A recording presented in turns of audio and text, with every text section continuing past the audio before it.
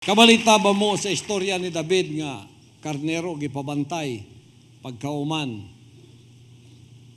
Ingon dayon si David, asa na tong mga negosyante diri nga pwedeng mo palit og karnero? Kay mamaligya ako ginagmay-gagmay diri, wabi tay kaila sa akong amahan og pila ning kabuok.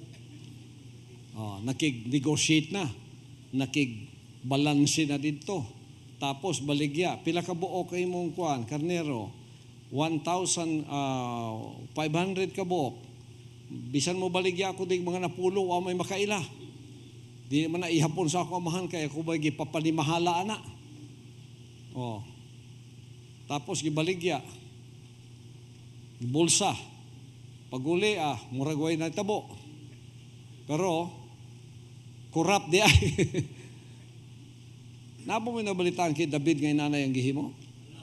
Nagapakamatay siya sa pagsalig nga gihatag sa iya sa iyang amahan. Pakamatyan niya ang pinakagamay karnero. Kita nimo na? Si David nakabalita ba mo? Nagapakamatay siya para sa karnero. Para katong pagsalig sa amahan niya nga isalig sa iya, dili gyud madaot. Pagkagisaligan mo, unsa ka gamay o unsa ka dako, labi na sa pinansyal, ayaw ninyo pakaulawi ang amahan, pinaagi nga inyong ikorap ang inyong kaugalingon.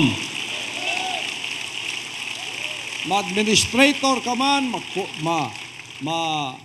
ma-ministro ka man, ma-worker ka man, ma-coordinator ka man, asa man ka dapit i-assign. Naayosay mga katawhan nato, labi na ang nahigugma sa ako ang mga pagwali. Mga televiewers, niya, makita nila ang KLC dito. Niya din KLC diri, niya akong tithes, pila, 100,000. Pakitunol ni kay pastor, kay mo ni akong tithes, kay naminaw ko sa iyang wali.